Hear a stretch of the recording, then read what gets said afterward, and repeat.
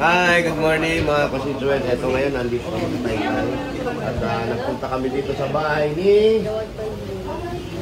ni Lola. Oh, at ito yung Reyes family. Ay, Avelina Reyes. ang tawag dito is paa ng manok, yung pangamot sa likod. Pero ang ginawa nila, nilagyan ng powder, tapos baby powder ha. Tapos dinip-fried nila. So napakasarap.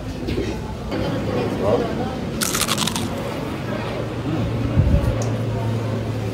Minit. Walang tapon. Kaya mo yung lasa niya, pag kinagat mo, actually wala siyang kwenta. Nakaka-enjoy lang kainin kasi sa halagang 55, baka kakain ka ng 4 na paa. Isipin mo. May kasamang kuko. Oh. Wala kang tinatapon na buto. Ibig sabihin, pag kinakain mo pati buto, patay gutom ka. Kainom siya, masarap.